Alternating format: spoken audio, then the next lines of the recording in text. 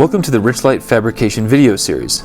This video installment will cover seaming, gluing, and fastening of Richlite. Because of Richlite's unique characteristics, there are multiple ways to seam and assemble the material. The following video describes some of those techniques.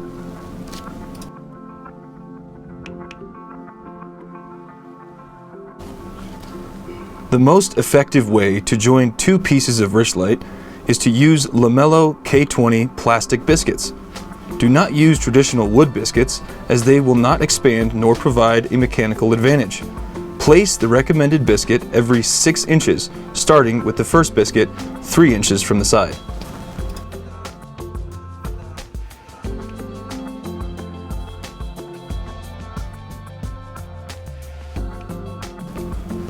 It is important to dry fit to ensure a flush seam on the top surface. Cut a slot in the center of the material, indexing from the top as Richlite may have a slight thickness variation. Biscuits are engineered with a directional tooth that will be difficult to remove in a direction opposite the tooth. To remove the biscuit after dry fit, grab the tip or point end of the biscuit and pull in an arc away from the opposite end.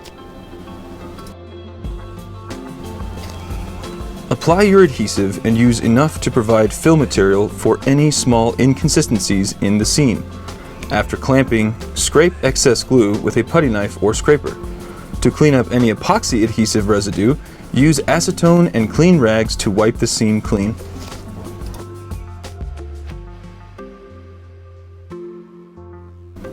Quarter-inch Richlite splines are an excellent choice for strength.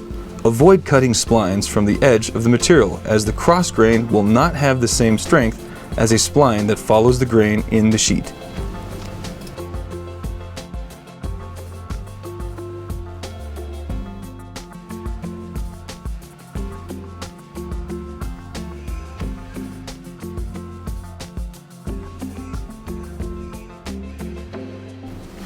Tight joint fasteners or dog bones should only be used in non-structural situations.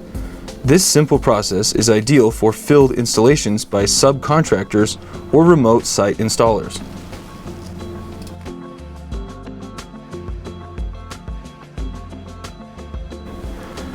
Epoxy-only seaming is appropriate as a non-structural solution when two Richlite surfaces are fully supported on both sides. Make sure that the joint gluing surfaces are roughed up, 100 grit or less, for better glue adhesion. Do not over-tighten clamps to keep enough glue in the seam.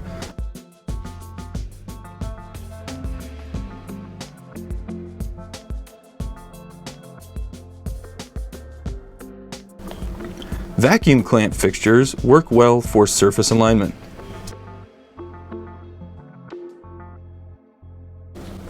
Richlite can be specified in applications where stack laminations are required. Examples include mold and die units, part assemblies, extra thick design elements, and countertops or casework built-up edges. The two most important aspects of built-up assemblies are abrasion and sufficient surface area. When mating surfaces, it is imperative to abrade the material before gluing it together. This applies to both stack laminations as well as mitered or butt-jointed fabrications. If you do not abrade the mill surface, the adhesive won't adhere properly. Abrade with 100 grit sandpaper prior to glue up.